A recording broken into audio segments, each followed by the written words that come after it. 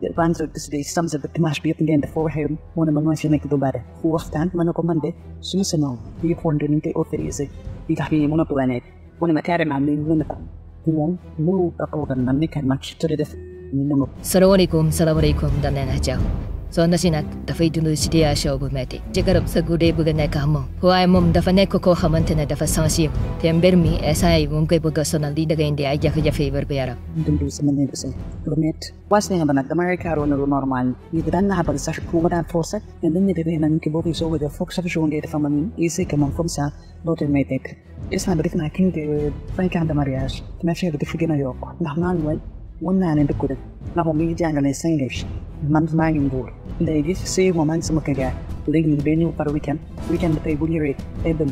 Van zo tussen de sams of het maas biep ngeen de voorheem wona ma fi nek du bare. Vakantie na ni ande de winter met 3 mois vakantie sax lim na ci noppa. Weer bu ne. Daru lim na ci noppa. Anu bu ma essay jour kinaya. Biu jour mato fu waxtaan ma ko man de suñu sañoon yi fonde ni te autorisé. Di tax ni mëna planet. Wona ma carrément ni mëna tam. Moom mënu taxaw na nekk match te def ni mënu. Kena dama commencé cher nam jour dem def mu forcé. Gagne ma. Ma dem hôpital sachant de def dama yow dafa mi kip ci da nga doon forcé. Am xam naa tin jëles ay naaj ma ci man la ko xëtete tan infection la mënu wa man ma nekk dina may garab benen de tan bokk ci ndi bi dina ci di nekk mathématique ci benen sachant kooku na ma sa dëkk du kay bi dañ lay force la xam naa tuuti 2 jours di gis train fu sa dëkk du kay bi dañ mo force yi dafa mel comme si boy say da ngay gaana ma ko wa wona ma lord de gloire ou bi la may garab tamit mais affaire ba nak sa ba dafa commencé de passer sonal léegi nag daf lay bëgg force ne ma dama koy def force amatul neexal amatul dara yow jëm ta def ma force ma xam na noonu sa xeex ba ko xott ba man fi dama doon xam naa su ñu ron dara dama koy dal ñu metti tal boy may def force ñam may def dafa dem bari di bëgg ko di bëggal gi amul ci dafa wàññi ko te lii du may mën a jàkkaarloog sama yaay dama ko wax ndax ndisu bés bu bëri do ma c'est que do na sax digi ko sumu ko di bes ngo burun saada na ko di def saada ni do daf ba na def man fo di sama ne do am ni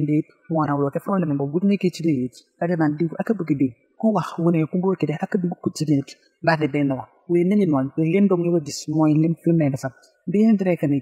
akon mo war ndako lu ci ka dafa bu man wona gan mais quand même may ma soxla dans ko amé ko mari dina mako fa def ñen nak ni dafa dem ba dafa toucher sama santé ay say ma ngi damay fene rek do wa taxaw xaw wala mena da li je den na rek ni disin bari ci semaine bi ba ma demee kooku dama ni ci poto xool mu fa mu ne ma yow am na way gni fa néegu say ma ne ko lu tax nga ko won ma sa kanam gi dafa am lu ci nekk won ma sa baat bi ne dafa neew boo ba gisee maa ngi am yaram maa ngi foofu maa ngi ree te ci biir soo déggee sama nekk damay jooy ba soog na man su ma amee yaram bu su ma jaaxle damay ree su ma amee lu ma nekk damay am yaram boobu maa ñam ta dañuy am ñaan ma dajee tant que dara suuma xaw li te di do li mën a wax lo dem ci di ne di ka day sekkan man bo boba sax ne di ne day yàq leen yépp sonu na def sonu yam conseil kuma jàppale rek la yoon xawma man léegi bu doon film la du bay beneen ne ni mo ne yi amuto xéena ndax li ñu def dépassé na ne man naa ko think man la dal te affaire dafa commencé travail na force yéen may force di sekkan man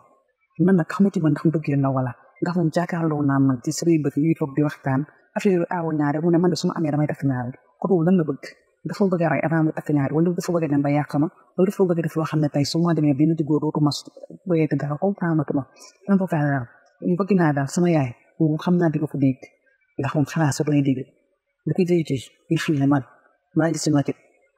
ki rëy dund di nekk na ba fa nekk Tember mi esay mum kay bëgg sonal di daga indi ay jafe-jafe berbeyara jëga ji nag enseignant na ñoom ñaar dëkkuñu weekend ba weekend la ñuy gisee te jëkkër yi su ñëwee day bëgg a nekk ak moom chaque fois te ku jigéen ki moom mënatul tenir lu mel noonu dem na sax dafa amee ay déchirure dara ñoo ko sonal nag waaye jëkkër ji mënu comprendre loolu parce que am na droit nekk si cawraw saa su ko neexee loolu tax soxna si nekk si benn situation gu délicat essayé na waxtaan ak jëkkër yi pour jéem a trouver solution mais jëkkër yi nangul dégg dara loolu nag da koy plongé chaque fois si angoisse su xamee ne jëkkër ji day ñëw parce que jëkkër ji nangoo wàcc si kaw moom bëgg na def ay effort pour satisfaire jëkkëram parce que xam na ne diine noonu la ko digal te loolu mooy devoiram mais physiquement mënatun attan mbir mi loolu nag dem ba sonal ko instant bi jaare na parce que mbir mi dem na ba sonal ko mooy xalaat est-ce que du divorcer pour mën a am caame waaye tamit am na kersa pour dem gis mbokkam mi pour expliquer leen ñu mën ko dimbali si situation bi soo na si nag examiné moo si ci ta jaaxare dafay wut solution affaire bi nag nekk na loo xamante ne dafa sensible te neexut a aborder ñu leen di laaj seen xalaat ci mbir mi soxna si lan la war a mën a def pour génne si situation bi nii est-ce que jëkkër ji waru mën a daw xelam tuuti pour mën a comprendre soxnam ou bien ku jigéen ki war na mën a forcer boppam dem gis ay mbokkam pour expliquer leen pour ñu yow wax ak jëkkër yi loolu nag ñu ngi leen di bàyyi ngeen dox ñu seen xalaat à travers le commentaire sur ce ñu ngi leen wax ba beneen sur votre émission Confusion.